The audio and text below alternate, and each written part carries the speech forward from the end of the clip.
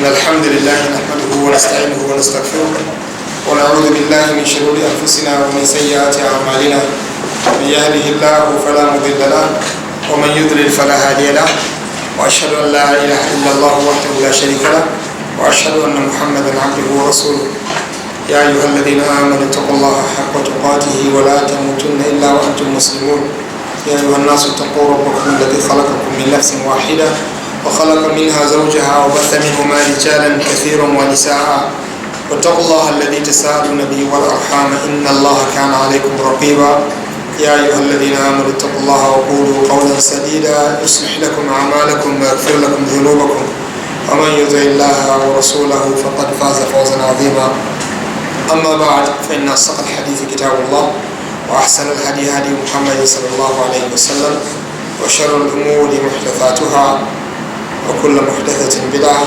وكل بدعة ضلالة وكل ضلالة في النار.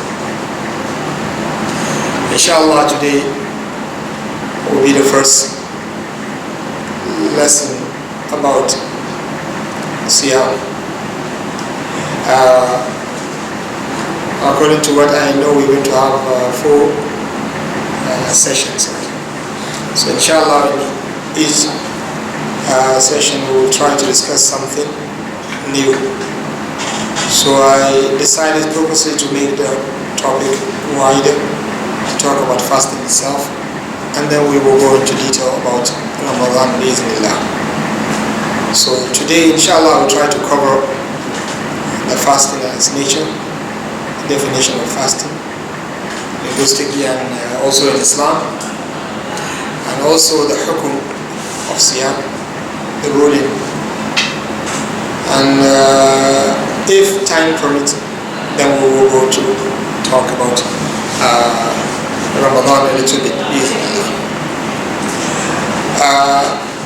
Fasting, which is sawm in Islam, or linguistically, when an Arab person says as-siyam, based on the language, siyam means al-imsak. Al-imsak. Imsak means to hold upon something, to stop doing something, to stop moving. That's imsak. So whenever you stop doing something, linguistically, you can be described as someone who is observing sawm. To support this, we go back to the Quran. We found a place where Allah subhanahu wa ta'ala was narrating the story of Maryam alayhi salam, the mother of Isa alayhi salam. When she gave birth of Isa alayhi salam, she cried, saying she wished that Allah subhanahu wa ta'ala did not create her before this event takes place. So the boy talked to her. Allah subhanahu wa ta'ala said, فَنَادَهَا مِن تَحْتِهَا لَا تَحْزَنِي قَدْ جَعَلَ رَبِّكِ تَحْتَكِ سَرِيًّا. So the boy talked to her. And one of the things the boy told her, he asked her to go into the city. Stop worrying. Take me to the city. And keep quiet. Don't talk to anyone. Whenever someone asks you about their situation, because she never touched someone, she never been married to someone, so how can she bring a child? So that's the argument. So that's why she was worrying about how to explain to the people the way she got this baby, because people, they will lose trust in her. So the boy gave her the clue. He said the best way to go out of this tragedy is to keep quiet. He said, say to them, I promise Allah subhanahu wa ta'ala to fast, فَلَنْ أُكَلِّمَ الْيَوْمَ إِنْسِيًّا. Therefore, I will never talk to anyone. So you see here, she is describing fasting as not talking to anyone. So that's why linguistically, when you say I'm fasting, you mean you are not talking, you mean you are not moving, you mean you are not eating. It can mean anything that you stop doing it. Yeah, that's fasting in the way. Islamically, when you say fasting, هو التعبد لله تعالى بالإمساك عن المفطرات أو المفطرات من طلوع الفجر إلى غروب الشمس. This is very unique definition. Very unique definition, unlike what we usually see in the books of fiqh.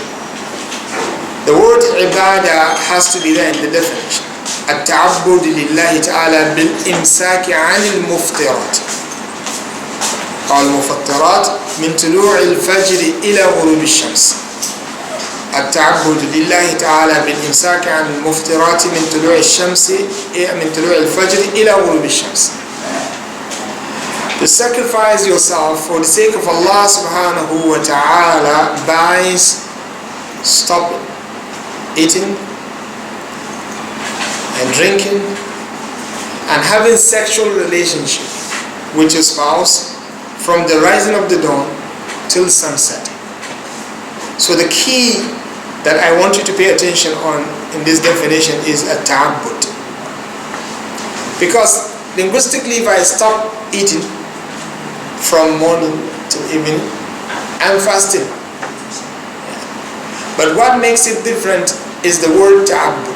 I'm doing it for the sake of Allah. There is someone who is doing it for health sake. There is someone who is doing it to lose weight. Although we are gaining weight when we fast. There are some people who are doing it for a variety of purposes. So what makes it different from other types of fasting is the word al-ibadah. At-ta'abbud, meaning I'm doing it for Allah subhanahu wa ta'ala alone. So that's why remember this at-ta'abbud, because usually when we define fasting, we used to say to abstain from eating and drinking and having sexual relationship with your spouse from the rising of the dawn till sunset. That's the norm. So we forgot the word at-ta'abbud, doing it in the sense of ibadah to Allah subhanahu wa ta'ala. That's what makes it an act of worship, or else it will be categorized as something else. So this is fasting, and I wish inshallah you will never forget the meaning, because we will be dealing with it throughout our lessons. The definition, the whole thing we said, at-ta'abbud, that's intention comes. Lillahi ta'ala, everything you do with sincerity also comes here. You have to do it for the sake of Allah. Bil imsak, by or through, stop eating, stop drinking, stop having sexual relationship with your spouse from rising of the dawn till sunset.